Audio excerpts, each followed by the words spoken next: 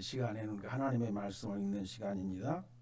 지난 시간에 이어서 오늘 또 사도행전 3장 13절 말씀에서부터 21절 말씀까지 차리셔서 함께 읽도록 하겠습니다. 신약성경 191쪽을 참조해 주시고요. 사도행전 3장 13절에서 21절까지 우리 찾으셨으면 주님의 은혜를 사모하는 마음으로 함께 읽도록 하겠습니다. 읽습니다. 아브라함과 이삭과 야곱의 하나님 곧 우리 조상의 하나님이 그의 종 예수를 영화롭게 하셨느니라. 너희가 그를 넘겨주고 빌라도가 놓아주기로 결의한 것을 너희가 그 앞에서 거부하였으니 너희가 거룩하고 의로운 일을 거부하고 도리어 살인한 사람을 놓아주기로 구하여 생명의 주를 죽였도다. 그러나 하나님이 죽은 자 가운데서 그를 살리셨으니 우리가 이 일의 증인이라. 그 이름을 믿음으로 그 이름이 너희가 보고한 이 사람을 상하게 하였나니 예수로 말미암아 난 믿음이 너희 모든 사람 앞에서 이같이 완전히 낫게 하였느니라. 형제들아, 너희가 알지 못하여서 그리하였으며 너희 관리들도 그리한 줄 아노라. 그러나 하나님이 모든 선지자의 입을 통하여 자기의 그리스도께서 고난 받으실 일을 미리 알게 하신 것을 이와 같이 이루셨느니라. 그러므로 너희가 회개하고 돌이켜 너희 죄 없이 함을 받으라. 이같이 하면 새롭게 되는 날이 주 앞으로부터 이를 것이요. 또 주께서 너희를 위하여 예정하신 그리스도 곧 예수를 보내시리니 하나님이 영원 전부터 거룩한 선지자들의 입을 통하여 말씀하신 바 만물을 회복하실 때까지는 하늘이 마땅히 그를 받아두리라. 아멘. 할렐루야. 벌써 2월을 맞이했고요. 2월 첫 번째 주일입니다. 오늘도 우리를 하나님 앞에 나와 예배할 수 있도록 은총을 입혀주신 창조주 여호와, 우리가 섬기는 하나님을 찬송합니다. 또 모든 감사와 영광을 하나님께 돌립니다. 또 하나님의 은혜를 힘입고 하나님 앞에 이 시간 성전에 와서 예배를 드리든지 또 영상을 통해서 각 곳에서 예배하는 우리 모든 성도들을 위해 이 예배를 받으신 하나님이 큰 은혜를 부으셔서 오늘만 아니라 2월 한 달도 또 금년 한 해도 앞으로 나온 인생도 하나님의 은혜로 풍성하게 되는 그런 복이 있게 되기를 축원해 드립니다. 우리는 오늘 읽은 말씀 가운데 특별히 19절에 한 번 더 읽어볼까요? 같이 19절. 그러므로 너희가 회개하고 돌이켜 너희 죄 없이 함을 받으라. 이같이 하면, 어떻게 하면? 회개하고 돌이켜 죄 없이 함을 받으면 하나님께서부터 새롭게 되는 날이 주 앞으로부터 이를 것이다. 하나님이 우리에게 새롭게 되는 날을 줄 것이다. 어떻게 하면? 회개하고 돌이켜 죄 없이 함을 받으면. 아멘. 이 말씀을 핵심에다 두고 회개하고 돌이키라 라고 하는 제목으로 지난 시간 우리가 말씀을 나누면서 첫 번째 단락을 살폈습니다. 첫 번째 단락은 이익을 위하여 불의를 선택한, 의의를 버리고 불의를 선택한 당시 유다 백성들에 대한 베드로의 지적을 우리가 보면서 그것을 너희가 알지 못해서 그랬으니 회개하고 돌이키라, 그런 얘기거든요. 그렇죠? 한번 읽어봅시다. 확인 한번 하고 갑시다. 14절 봅시다. 14절 시작. 너희가 거룩하고 의로운 일을 거부하고 도리어 살인한 사람을 놓아주기를 구하여 생명의 주를 죽였도다. 예. 당시 유대인들이 거룩하시고 의로우신 예수를 빌라도조차도 죽일 죄가 없음을 알고 풀어주려고 하니까 유대인들이 모여가지고 예수는 잡아 죽이고 바라바, 살인자, 강도, 살인 강도를 행한 바라바는 살려라, 이렇게 아우성을 쳐서 너희들 때문에 예수가 죽었다, 너희들이 예수 생명의 주를 죽였다, 그런 지적이잖아요. 이것을 너희가 알지 못하고 그랬으니 회개하고 돌이켜라. 그럼 하나님께로부터 새롭게 하는 날이 올 것이다, 이렇게 말씀하고 있습니다. 이 대목을 우리가 첫 번째 단락으로 하고 당시 유대인들이 아니 지금도 앞으로도 사람들이 사는 세계에는 계속 보면 이익을 위해서 불의를 선택한 경우가 너무 많아요. 요즘 뉴스들 보면 그런 일들이 나오잖아요. 그렇죠? 옳지 않은 정직하지 못한데 진실도 아닌데 거짓된 것을 막 뭐 불의를 위해서 이익을 위해서 자기 뭐 이런 짓을 하잖아요. 특별히 안타까운 게 뭐 다 아는 사실이니까 한 가지만 마음 아픈 게 그 원전 뭐 그거 그 뭐 잘못돼 가지고 뭐 무서 것이 염려스럽다고 이제 조사해 가지고 보고하니까 아 빨리 고쳐야지 그건 빨리 바꾸고 그러다 보면 염려하면 그 터지면 안 되니까 그 조치를 해 가지고 빨리 그것을 해소해야 되는데 오히려 그것이 밝혀지면은 자신들 자리가 이태로우니까 그걸 덮고 그런 거 보면 왜 이랬을까 싶어. 그죠? 여러분 들으면서 뭐 느꼈어요? 뭐 우리가 뭐 정치적 그런 건 전혀 없습니다. 없고 아주 매우 위험한 후쿠시마 같이 그 원전 터지면 안 되잖아요. 아직도 그것이 지금 얼마나 그 오염을 시켰고 지금 세계적으로 비상한 관심거리가 돼서 염려하고 있는 그런 우리나라도 그거 터지면 안 되잖아요. 그러면 그거 위험성이 있으니까 이거 빨리 바꾸든지 교체하든지 뭔가 그걸 좀 안전하게 조치를 밑에서 조사해가지고 나오면 보고를 했으면 빨리빨리 그것을 보고하고 해가지고 뭐 전문가들한테 얘기해서 빨리 그것이 바꾸고 그것이 고치는 것이 우리 상식 아닌가요? 상식이죠. 그렇죠? 그런데 그게 이제 밝혀지면 이게 뭐 자기는 자리 보존을 못하니까 이게 덮자 뭐 이래가지고 뭐 회의를 해서 아 그런 거 보면서 저 양반들이 생각이 지금 어떤 사람들인가 그것이 자기 자리 보존한다고 터지면은 그 자리 보존이 되겠어요? 터지면 반드시 또 사실 조사가 나 들어갈 것이고 사고 원인을 찾을 것이고 그러면 그 추적되면 금방 또 나올 거란 말이에요. 덮은다고 해서 자리 보존이 되는 게 아니라 오히려 빨리 그것을 드러내서 고치고 조치를 해서 안전하게 만드는 것이 자리 보존하는 길이 아닐까 싶은데 그런 뉴스가 나오고 보면서 왜 그럴까? 물론 우리도 그럴 수 있는 가능성은 있지요. 그럴 수 있는 사람인지라 그럴 수 있는 가능성은 있지만 그래도 좀 그건 아니다 싶은 마음이 들어서 만약 그 가운데 기독교인이 없다면 다행이려니와 혹시라도 그런 사람 가운데 그런 유형의 사람들 가운데 기독교인이 있다면 이익을 위해서 뭐야 지금 불의를 선택한 거 아니겠어요? 그렇죠? 우리가 우리 자신을 살피되 남의 얘기를 생각하지 말고 나도 그럴 수 있고 우리 모두가 그럴 수 있다라고 한다면 이익을 얻기 위해서 이익 때문에 예수를 버린다든지 믿음을 버린다든지 신앙을 버린다든지 의의를 버린다든지 이런 짓은 하지 말자. 하나님이 모르실까요? 다 아실 거라고 믿습니다. 그렇죠? 차라리 손해를 보고 말지. 손해를 볼지라도 의의를 선택할 수 있어야 신앙적 속성을 가진 사람일 것이고 예수를 따라가는 사람들이라고 할 것입니다. 그런 점에서 우리가 지난 시간 한번 짚어보았고요. 오늘은 두 번째로 이 대목을 한번 읽어봅시다. 15절 16절 시작. 생명의 주를 죽였다. 그 다음 말 그러나 하나님이 죽은 자 가운데서 그를 살리셨으니 우리가 이 일을 증인이라 하면서 16절에 그 이름을 믿음으로 그 이름이 너희가 보고하는 이 사람을 성하게 하였나니 예수로 말미암아 난 믿음이 너희 모든 사람 앞에서 이같이 완전히 낫게 하였느니라. 베드로의 진술입니다. 뭐 앞에 무슨 내용이 있는 걸 아시죠? 성경을 안 읽어보신 분은 지금 뭔 얘기다냐 그럴 수 있지만 대개는 알 거라고 믿어요. 3장 1절부터 베드로 사도 요한 사도가 제9시기만 성전에 올라가다가 성전 미문에 이제 거부하는 사람 나면서부터 안진미 내가 한 번도 걸어보지 못한 사람. 그래 이제 뭘 달라고 요구를 하니까 줄 것은 없는데 그래서 이제 쳐다보는 걸 그를 보고 네가 요구하는 금과 은은 우리에게 없다. 은과 은은 없지만은 내가 믿는 예수 우리가 믿는 예수 그 나사렛 예수로 일어나 걸으라고 오른손을 잡고 이렇게 세우니까 벌떡 일어나서 걷기도 하고 뛰기도 하고 찬송도 하고 막 하나님 성전에 들어갔다.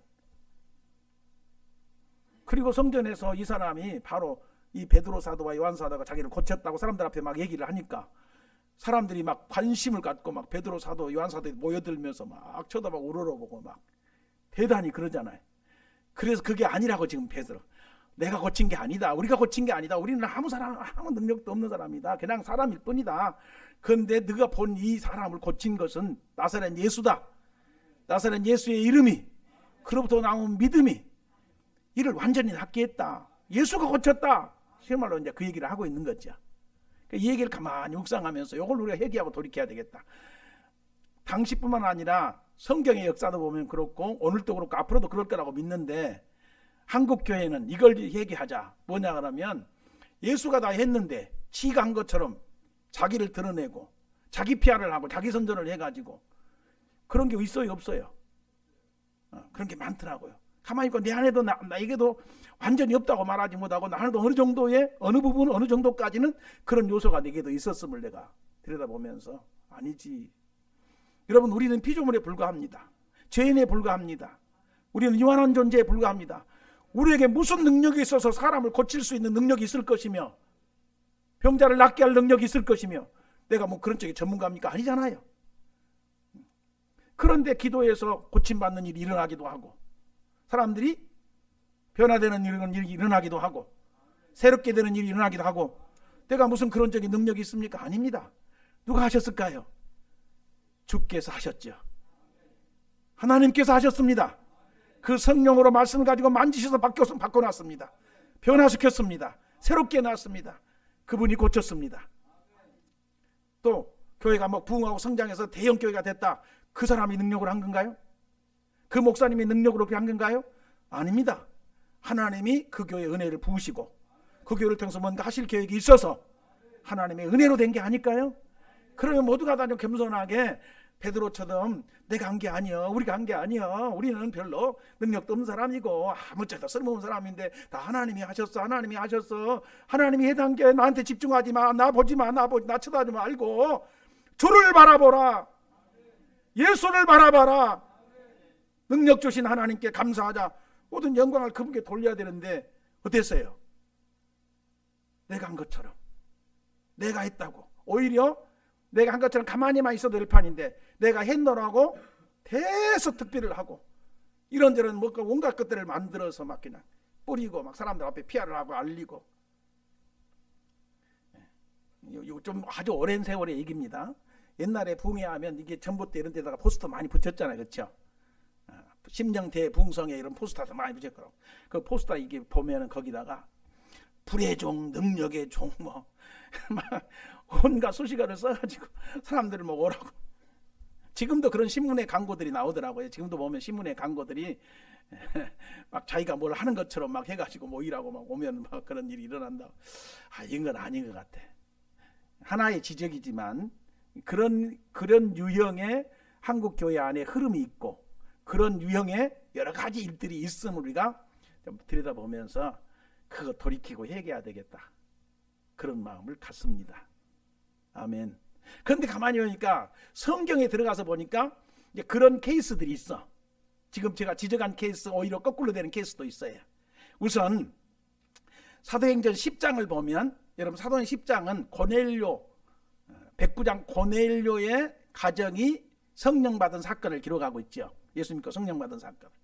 고넬료는 유대교회에 입교해서 이방인이지만 유대교회를 섬기며 하나님을 섬겼던 가정이에요. 온 가족과 함께 종들까지도 하인들까지도 함께 하나님을 경외했던 가정이에요.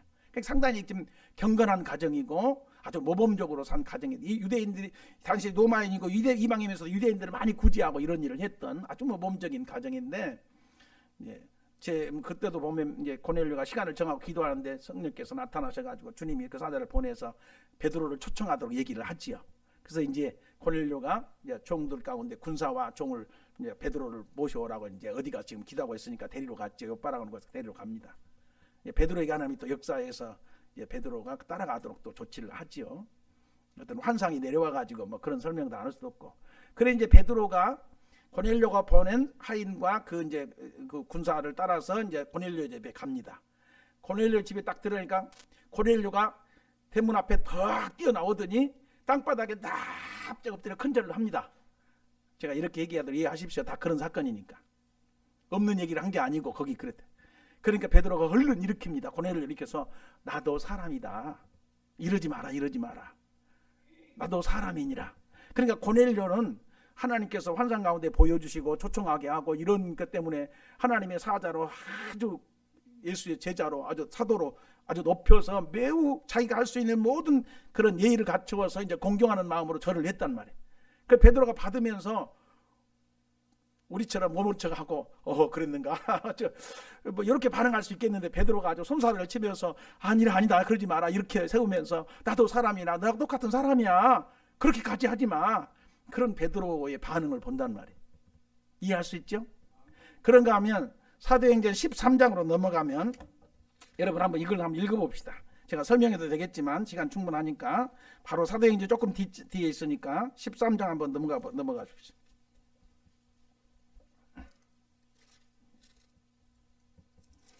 네, 14장입니다. 14장 8절부터서 바울 사도가 베드로와 같은 그런 반면을 보이고 있는 사건을 기록하고 있는데요. 사도행전 14장 8절부터 한번 읽어볼까요? 찾으셨으면 아멘. 같이 한번 읽어봅시다. 8절부터 시작.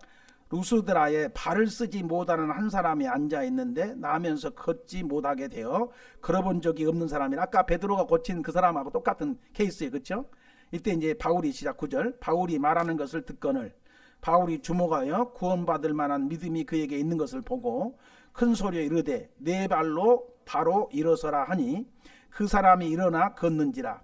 무리가 바울이 한 일을 보고 루가오니아 방언으로 소리를 질러 이르되 신들이 사람의 형상으로 우리 가운데 내려오셨다 하여 바나바는 제우스라 하고 바울은 그 중에 말하는 자이므로 헤르메스라 하더라. 시외에 제우스 신당의 제사장이 소와 화환을 들고 가지고 대문 앞에 와서 무리와 함께 제사하고자 하니 누구한테? 바나바와 바울한테 제사하고자 합니다. 신으로 여기고 14절 두 사도 바나바와 바울이 듣고 옷을 찢고 무리 가운데 뛰어 들어가서 소리질러 이르되 여러분이여 어찌하여 이런 일을 하느냐?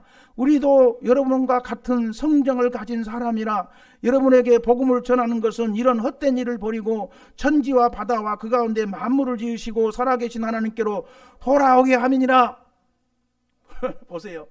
이 바울 사도와 바나바의 반응 좀 보세요. 걸어보지 못한 사람은 고쳤다니까.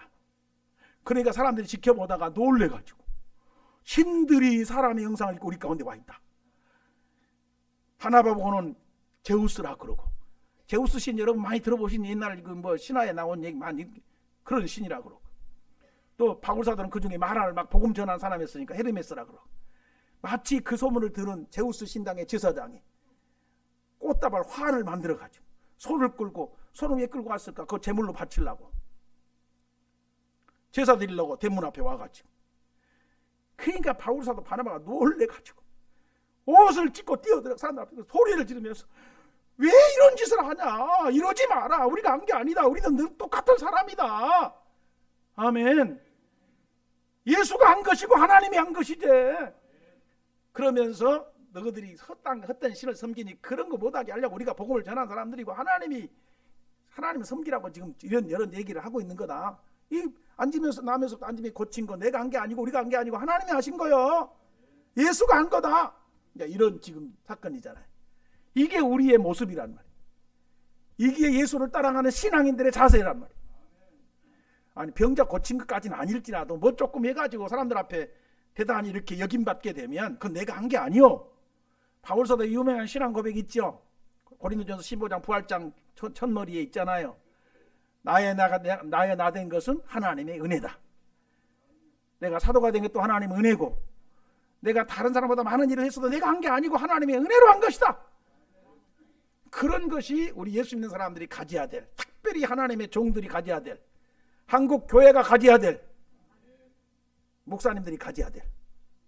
목사님까지만 얘기하고 장로님, 권사님 얘기 안 해도 될까요? 우리 장로님들이, 우리 권사님들이, 우리 그리스도인들이 가져야 될 그런 신앙의 자세란 말이에요. 그런데 하나님의 영광을 다 가르쳐. 그래서 이걸 이제 우리가 이렇게 문장으로 정리하면 하나님의 영광을 가로챈 것을 회개하자. 하나님의 영광을 가르쳤단 말이에요. 하나님의 영광을 가르친 것 우리가 돌이키고 회개해야 됩니다. 그냥 이대로 가면 될까요? 아닐 것 같아. 지금이라도, 이제라도 우리가 몰라서 그랬으니까 사람인지라 누가 막 칭찬하고 높여주고 그러면 막 대단하고 어깨가 어쓱 올라가고 막 고개 목에 힘이 들어가고 뭐 이런 것은 사람인지라 어쩔 수 없는 부분이라 할지라도 우리가 몰라서 그랬으니 이제라도 주여 어떤 일이 있든지 내가 한 게 아니고 하나님이 하셨사오니 오직 영광은 하나님께만 돌리게 하소서. 영광은 주께만 돌리게 하소서. 모든 영광 하나님께, 모든 영광 하나님께. 이런 자세로 우리가 대응하게 하소서. 영광을 가로채면 안 된단 말이요. 그 사건이 있습니다. 영광 가로채고 죽은 사람이 있어요. 자, 사도행전 다시 앞으로 넘어와서 12장으로 한번 가봐요. 사도행전 12장 마지막 단락인데 20절부터 한번 읽어봅니다. 20절에서 23절. 사도행전 12장 20절에서 23절. 하나님의 영광을 가로챘다가 비극적 결말을 맞이한 사람이 기록되어 있습니다. 자, 20절부터 있습니다. 시작. 헤롯이 두로와 시돈 사람을 대단히 노여워하니 그들의 지방이 헤롯 왕국에서 나는 양식을 먹는 까닭에 두로와 시돈 사람들이 한 마음으로 그에게 나와 왕의 침수 맡은 신하 블라스도라는 사람을 설득해가지고 헤롯 왕과 화목하기를 청합니다. 그래서 이제 헤롯이 날을 정하죠. 21절. 헤롯이 나를 택하여 왕복을 입고 단상에 앉아 이 두로와 시돈 사람들이 다 모인 그 백성들이 앉은 자리에서 연설을 막 합니다. 그러니까 들은 백성들이, 모인 백성들이 22절, 백성들이 크게 부르되 이것은 신의 소리요 사람의 소리가 아니라 하거늘. 야, 이 반응 보세요. 헤롯이 다 왕복 입고 나를 정해놓고, 왜냐하면 시도와 들어온 사람들은 헤롯 왕국에 나온 양식 먹고 하니까 헤롯 왕이 성질 나가지고 너희들 양식 가져가지 마, 더 이상 못 줘, 이러면 뭐예요? 굶어 죽어야 되거든.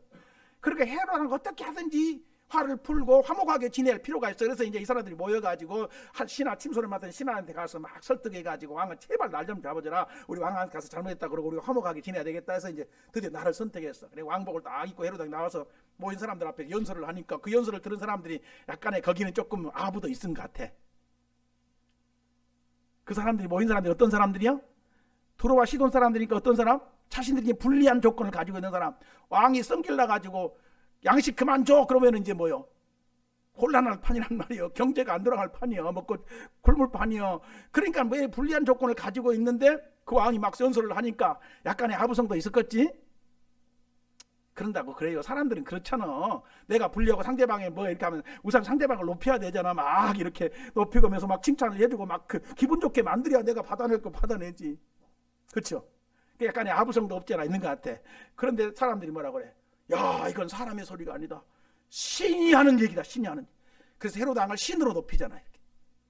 그러면 헤롯이 어떻게 해야? 약간 베드로 사도나 바울 사도 같으면 손살에 치면서 아니요, 이 사람들아, 나도 사람일 뿐이요. 내가 한 게 아니요. 하나님이 하신 거지. 요랬어야 이제 말이 맞는데, 그렇죠? 그런데 헤롯이 봅시다. 아니 그 백성들이 이렇게 반응하니까 23절 시작. 헤롯이 영광을 하나님께 돌리자 해야 되는데 돌리지 아니함으로 어떻게 됐어요? 주의 사자가 곧 친히 벌레에게 먹혀 죽으니라. 하나님이 쳐버리니까 벌레, 충이 먹어서 죽습니다. 비극적 사건입니다. 그러니까 아주 대조적이잖아요. 그렇죠? 바울과 바나바는 우리가 한 게 아니에요. 우리 신이 아니에요. 우리 똑같은 사람이요. 신 대접해가지고 막 제사를 하니까 아니라고 막 옷을 찢어 끼면서 소리를 지르면서 막 만류하는데 헤롯은 은근슬쩍 지가 영광 다 받았어. 신이야 그러니까 뭐 내가 신이지 뭐. 하나님의 영광을 가로채므로 흘리지 아니함으로 뭐요? 충이 먹어서 벌레가 가서 죽게 했다.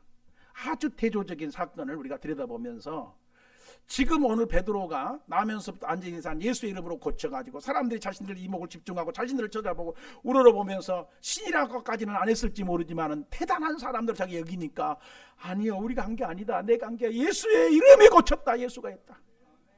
아멘. 이런 것을 지적하면서 너희들이 알지 못해서 그랬으니까 회개하고 돌이켜라. 죄업시험을 받으라. 그럼 새롭게 한 날이 올 것이다. 그렇게 하고 있습니다. 주여, 우리가 당신의 영광을 가르쳐 싸우면 우리를 용서하소서. 우리를 불쌍히 여기소서. 이제부터라도 모든 영광은 당신께, 모든 영광은 주님께, 모든 영광은 하나님께. 그렇죠? 우리는 뭐요? 종일 뿐이에요. 누가복음에 이런 예수의 비유를 합니다. 어떤 종들이 밭에 나가서 열심히 일을 했어. 그리고 이제 돌아오니까 주인이 아이고 오늘 밭에 가서 수고했으니까 내가 밥 해놨다. 그 밥 차려줄게. 앉아있어라. 내가 밥 차려줄게. 요즘 시대가 말고 옛날 그때 종의 제도가 노예 제도가 있는 그 시대에 그럴 수 있는 주인이 세상에 어디 있겠냐. 종들이 밭에서 추가라고 하루 종일 일하고 돌아오면 어떻게? 주인이 어떻게? 나 배고프다 빨리 밥 해라. 그러면 저 또 일하다 돌아왔던 피곤하고 힘들지만 종들은 어떻게 해야 돼? 부엌에 들어갔다 열심히 음식을 준비해가지고 또 주인한테 차려들어. 참 주인 딱 앉아서 먹으면서 다 먹을 때까지 옆에 시종 들어라. 그러면 시종 들고 있어야지 뭐. 그렇죠? 그런 얘기를 비유해 주님 하시면서 그걸 놓고 우리가 잘했다고 누가 하더라도 아니요, 우리 잘한 게 뭐 있어. 우리는 할 일을 한 것뿐이요.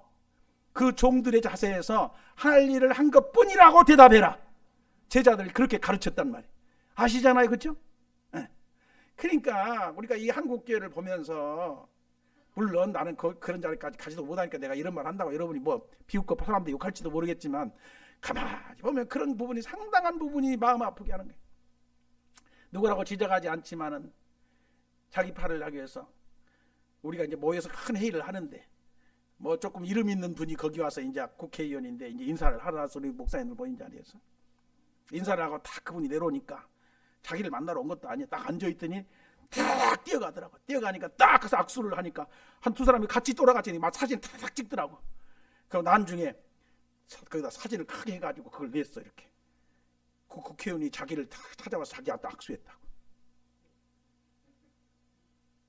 높은 사람 옆에 가서 사진 찍기를 사람들 얼마나 원하는지 아세요? 높은 사람하고 자기도 모르는데 가서 옆에 사진 하나씩 찍어달라고 사진 찍어. 그러면 사진 찍은 뒤에는 못지않아요. 이 아무개 이 높은 양반이 나를 이렇게 안다고 내가 이런 분이라고 막 사람 자기 피아를 해가지고 막 그렇죠? 그게 세상 사람들의 모습이란 말이요.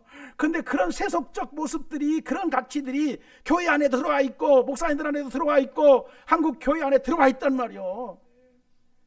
그런 것들이 우리가 회개하고 돌이킬 일이요. 우리는 가리워주고 숨겨주고 우리는 드러나지 않을 때 누가 드러나야 돼? 예수가 드러나야죠. 한국교회 일찍부터 그런 흐름으로 신앙의 맥을 이어가면서 흐름을 이어왔다면 한국교회는 지금 한국 사회로부터 벌써부터 존경받아 칭찬받고 대단하다 여김받았을 거예요. 그런데 예수는 다 숨겨놓고 지가 앞으로 전부 나와가지고 내가 한 거요, 내가 잘난 거요 이러더니까 사람들이 처음에는 막 대단한 것 좀 따르다가 나중에는 실망스러워가지고 욕하고 손가락질하고 비웃고 막 이런 일이 생긴 거 아니겠어요? 내가 또 막 이렇게 조금 무식하게 얘기를 하더라도 여러분 이해하십시오. 우리 그런 거 회개하고 돌이킵시다. 그런 제가 지적한 그 사람들만 있겠어요? 우리 안에도 얼마든지 그런 요소가 있어요. 우리 안에도 얼마든지 한 부분 보면은 나도 은근슬쩍 그럴 수 있고 그럴 수 있는 가능성이 있고 그런 일들이 있었고 별거 아닐지라도 이거 하나님 앞에 회개하고 돌이킵시다. 주여 용서하소서 당신만 영광을 받으시옵소서. 그렇게 우리가 방향을 잡고 하나님 앞에 겸손하게 우리를 낮추면서 나가면 주께서 우리를 불쌍히 여기시고 좋은 일이 우리 앞에 있게 하실 줄로 믿습니다. 하나만 더 지적하겠습니다. 말씀 기왕에 우리가 보았으니까 본문에 가서 자, 이 대목을 한번 보십시다. 18절 같이 읽습니다. 시작. 그러나 하나님이 모든 선지자의 입을 통하여 자기의 그리스도께서 고난 받으실 일을 미리 알게 하신 것을 이가와 같이 이루셨느니라. 지금 유대인들이 바라바 살인자 바라바를 살려달라고 그러고 생명의 주 거룩하시고 의로우신 예수를 죽였다는 지적으로부터 하나님이 그를 살려내셨음을 얘기하고 또 병자 고친 것 그 예수가 고쳤다는 걸 증거하고 알지 못해서 그랬다는 것을 말하고 다음에 이제 이 18절에 와서 이미 예수가 십자가에 처형당하고 고난받고 하는 것을 이미 저 옛날부터 구약 성자들을 통해서 계속 얘기했던 거다. 얘기해왔던 거다. 예수는 고난받는 거. 아멘. 십자가에 처형당하실 거.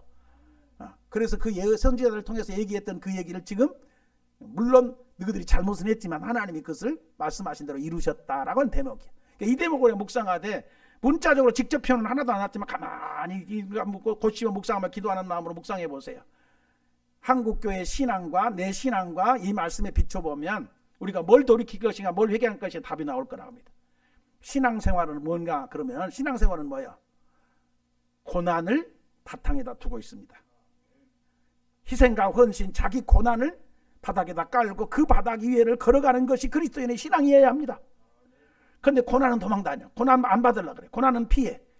편한 자리, 좋은 자리, 존경받는 자리, 칭찬받는 자리, 상받는 자리, 높임받는 자리 이런 데는 서로하고 그런 방향을 향해서 나가지 스스로를 고난의 자리에 처해서 고난받는 것.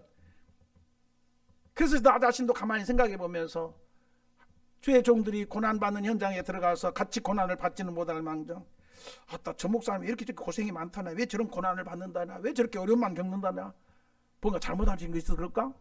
이렇게 혹시 그들을 바라보지는 않았는가?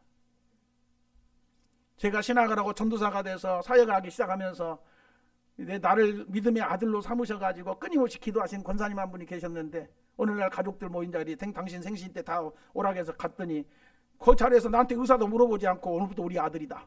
누구한테는 형 되고 누구한테는 동생 되고 누구한테는 누님 되고 뭐 이런다 막 소개를 딱 해주더라고. 그러니 할 수 없이 내가 이제 아들이 됐어. 물론 그 권사님은 돌아가셨지만. 그런데 항상 이 권사님이나 그 가족들이 김전사는 말이요 목회 크게 성공할 거야. 김전사는 말이요 목회 크게 성공할 거야. 맨날 만나면 그런 얘기를 해. 부담스러워 죽겠더라고. 나는 첫 번째 촌사람이라 크게 성공 못해야.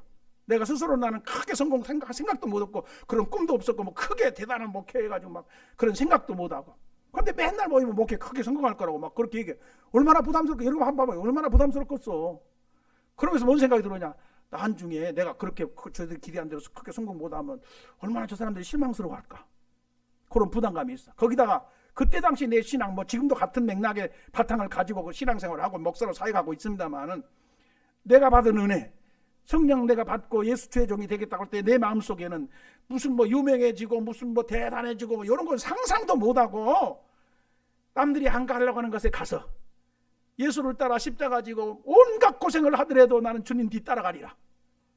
무슨 말인지 아시겠어요? 그때 우리의 순수한 신앙은 그런 신앙의 가치가 있었어요. 사람들 앞에 알려지고 유명해지고 큰 교회 다니면 이런 건 상상도 못하고 생각조차가 없고 주님께서 가신 십자가의 길, 그 십자가 지고 나도 그 주님 따라가야 되겠다. 그런 가치를 가지고 그런 지금 신앙의 어떤 그런 신념을 가지고 가는데 그분들이 자꾸 성공하고 그분들의 성공은 뭐예요? 서울 같은 데 가서 큰 교회 담임해가지고 유명한 목사가 될 거라고. 그런 속으로 자꾸 커서 뭐 계속 성공할 거라니 내가 얼마나 부담스럽겠어. 그거 아닌디. 나는 지금 그게 아닌디. 이해가 됐죠? 그것도 뭐 그분이 이제 기도를 많이 해주시고 지금도 그분들의 자녀들하고 교제하고 이제 무슨 교회 행사 있고 하면 오고 가고 이제 무슨 또 집안에 대소사가 있으면 서로 이제 참여하고 오고 갑니다만 어쨌든 간에 아직도 그분들하고는 이제 누님이라 그러고 그래요. 친자매는 아니지만 그리스도 안에서 그냥 모두가 형제 자매기는 하지만 특별한 그런 인연이 있어서 이제 지금 하지요. 우리가 그런 신앙을 바탕에다 가만히 생각하면 나 자신도 그렇게 시작했던 내 신앙의 길이 더 편한 대로, 더 나은 대로, 더 수월한 대로, 더 영광받는 자리로, 더 사람들 앞에 우러러보는 자리로 그런 방향으로 가지는 않았는지 어쩌면 이 얘기는 지금 내가 나한테 해야 되는 설교인지도 몰라요. 이거 회개하고 돌이키자. 예수가 사람들 앞에 자기를 높이기 위해서 온 게 아니고 그런 십자가에 죽으러 왔다. 아멘. 지금 그 얘기를 하는 거예요. 하나님께서 그 예수를 고난의 현장에다가 집어넣어서 고난받게 하시고 구원을 이루시기 위해서 왔다. 선지자를 통해서 그걸 끊임없이 얘기했다가 드디어 너희들의 손을 빌려서 예수를 죽이긴 했지만 그 죽음의 자리를 향해서 예수가 와가지고 그 일을 이루신 거다. 말씀하신 걸 이루신 거다. 묵상해 보니까 오늘 한국교회는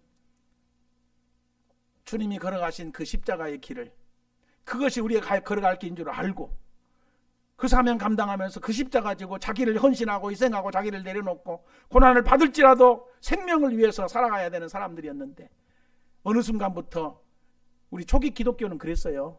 한국 교회사를 들여다보면 초기 기독교, 한국의 복음들아 초기 교회가 형성돼 가면서 초기 기독교 사회는 한국 교회 사회는 그런 일들이 막 있죠. 그러니까 사회로서 존경받았다니까.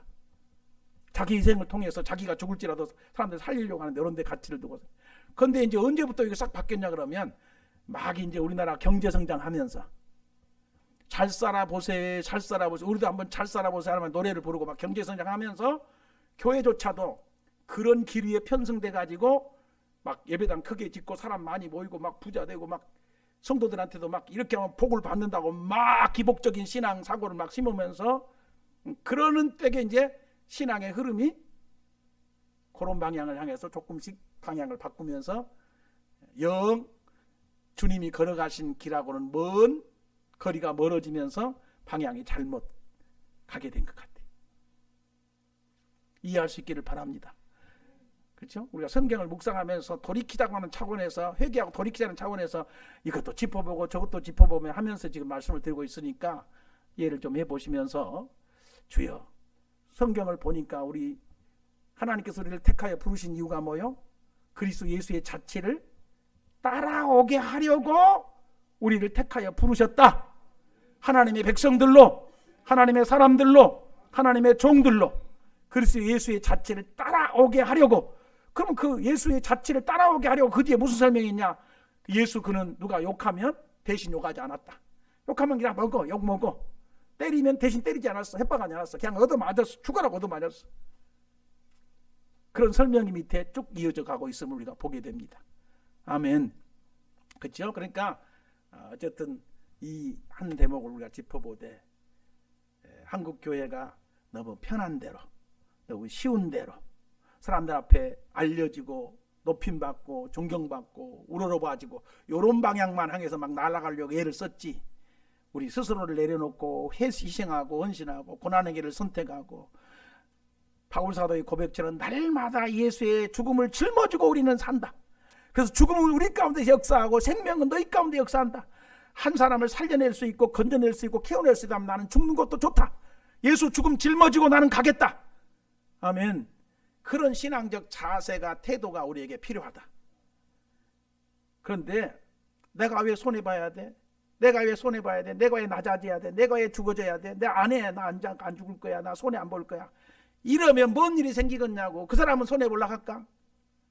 믿는 우리가 먼저 낮아지고 내려놓고 손해보고 더 깔려지고 네가 나를 밟아도 너는 좋다. 이 대목에서 꼭 한 가지 첨부하시 봅시다. 제자들이 겉옷을 벗어 예수님이 예루살렘 입성할 때 나귀를 끌고 오니까 제자들이 어땠어요? 겉옷 벗어가지고 나귀 잔등에 딱 깔아주고 예수님을 깔게 앉게 해요. 그리고 나귀가 걸어가는 길바닥에 착 펴줘요. 그러니까 나귀가 그 사람들의 겉옷을 벗고 제자들의 겉옷을 벗고 걸어가지요. 그런데 당시 유대인들의 겉옷의 개념이 뭐냐? 겉옷은 그 사람의 신분을 나타내는 거예요. 그분의 지위를 나타낸 거예요.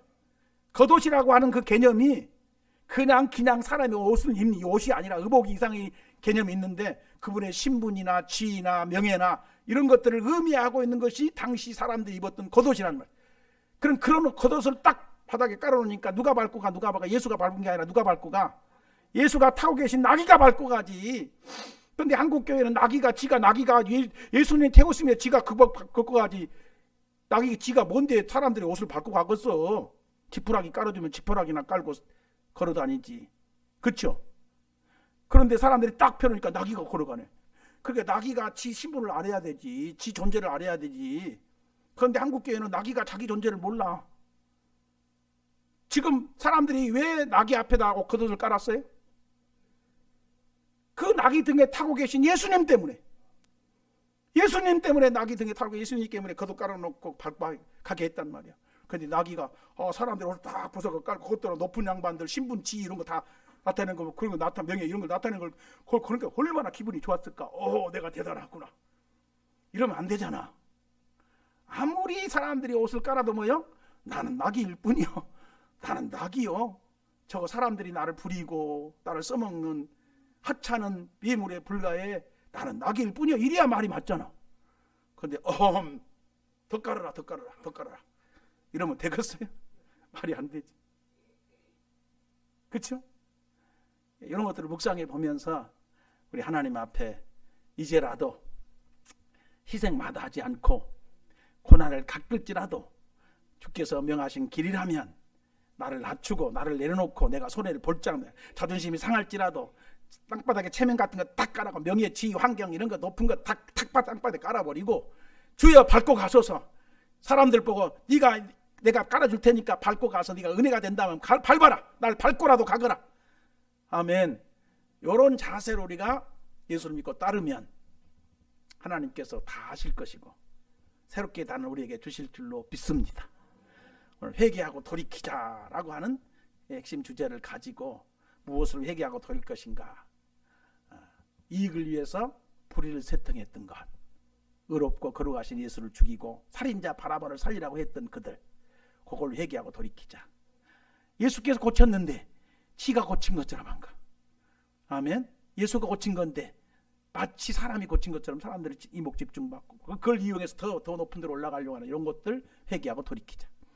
신앙의 길은, 예수를 따라서 가는 믿음의 길은 고난을 따르는 길이고 십자가를 지고 자기를 부인하고 죽음의 자리로 자리를 내려놓고 완전히 땅바닥에 납작에 깔아버리고 가야 되는데 자아가 살아가지고 누가 싫은 소리 한마디 하면 그걸 못 견뎌하고 내가 왜 손해봐야 되는데 나는 여기 용답이 안 돼.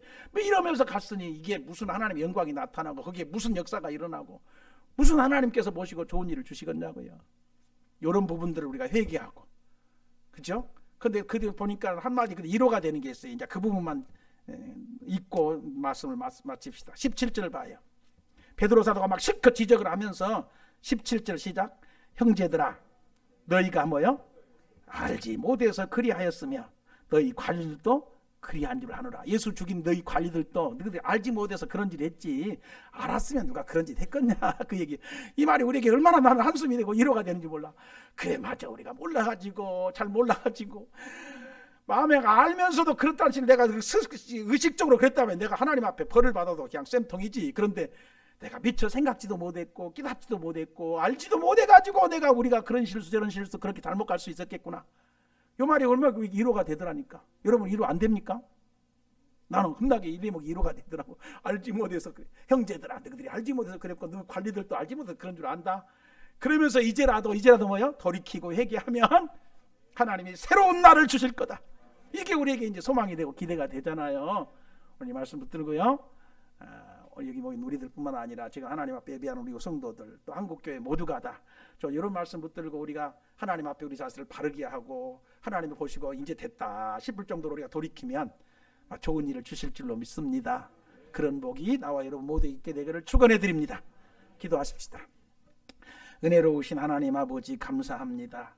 오늘 또 우리에게 복된 날을 주시고 또 이렇게 우리를 주 앞으로 모이게 하사 이곳에서든지 각도 가정에서든지 어디서든지 주 앞에 예배할 수 있도록 복을 주셨음을 감사하오며 주의 말씀 한 부분 우리가 짚어보면서 오늘 베드로 사도의 진술과 증언대로 회개하고 돌이켜 죄 없이함을 받으라. 그리하면 주께로부터 새로운 날이 너희에게 임할 것이다 하신 이 말씀 붙들고 소망을 가지고 우리 자신을 점검해 보았나이다.